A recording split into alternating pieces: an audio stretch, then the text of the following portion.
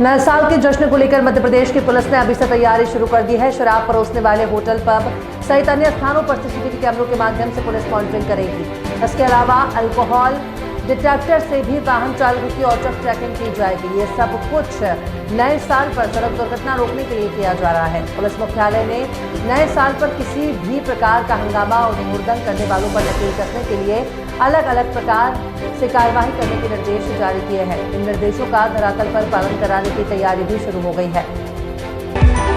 मध्य प्रदेश में साइबर ठगों द्वारा डिजिटल अरेस्टिंग के नाम पर की जा रही वारदातों को रोकने के लिए अब पुलिस ने और भी नए नए प्रयोग करना शुरू कर दिए हैं। मध्य प्रदेश की व्यावसायिक राजधानी इंदौर में पुलिसकर्मियों ने पैम्पलेट और बैनर के माध्यम से लोगों को जागरूक किया है। इसके अलावा वाहनों पर डिजिटल अरेस्टिंग को लेकर जागरूक वाले स्टिकर भी लगाए गए हैं। इंदौर कमिश्नर संतोष कुमार सिंह ने बताया कि डिजिटल अरेस्टिंग नाम की कोई कार्यवाही नहीं होती है। राष्ट्रीय राजधानी और आसपास के इलाकों में शुक्रवार को हुई बारिश के बीच मौसम विभाग ने एक बार फिर से ऑरेंज अलर्ट जारी कर दिया है।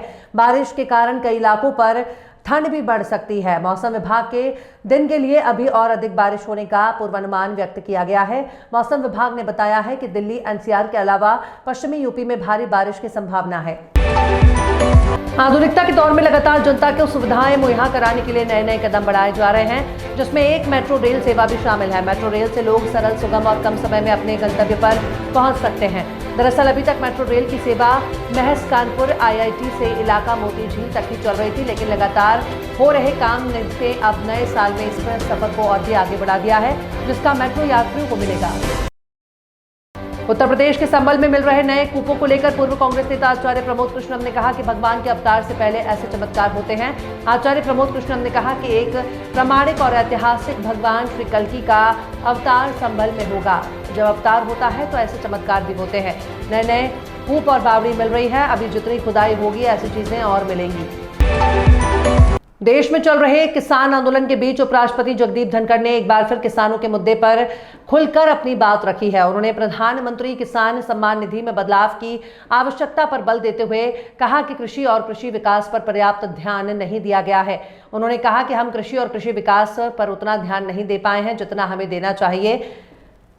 यहाँ 5000 वैज्ञानिक हैं। चीन ने अपनी सैन्य ताकत को और अधिक खतरनाक बनाने के लिए नई रणनीति तैयार की है, जिसमें A1 सक्षम हल्के कामिकाज ड्रोन की बड़ी भूमिका होगी। ये कदम न केवल भारत के लिए एक गंभीर चुनौती प्रस्तुत करता है, बल्कि चीन अपने अंदाज दोस्त पाकिस्तान के जरिए और अन्य सीमावर्ती क्षेत्रों में भी सुरक्षा चिंताओं को बढ़ा सकता है। हाल ही में चीनी सैन्य सूत्रों ने खुलासा किया है कि 2026 तक लगभग 10 लाख ड्रोन तैयार करने का आदेश दिया गया है।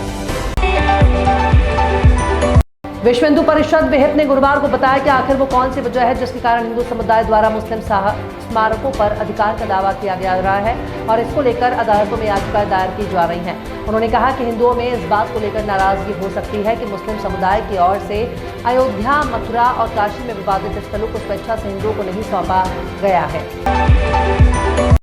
उज्जैन के महाकाल कॉरिडोर और वाराणसी के काशी विश्वनाथ कॉरिडोर के बारे में तो देश जानता है, लेकिन अब उत्तर प्रदेश में एक ऐसा कॉरिडोर बनने जा रहा है जो इन दोनों के मुकाबले बहुत बड़ा है। इस कॉरिडोर पर 232 करोड़ रुपए का बजट खर्च होगा। बात हो रही है बरेली में बन रहे नाथ कॉरिडोर की। दिल्ली और लखनऊ के बीचों बीच स्थित बरेली शहर को लंबे समय से नाथ नगरी का नाम देने की मांग होती रही है। इसका कारण बरेली में 7 नाथ मंदिरों का होना है।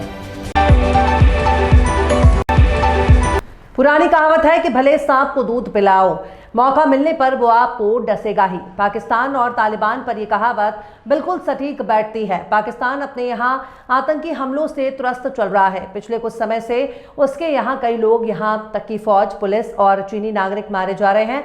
मन मारकर उसने बीते दिनों अफगानिस्तान में एयर स्ट्राइक कर दी। पाकिस्तान ने कहा कि यह हमला TTP तहरीक-ए-तालिबान को नष्ट करना था।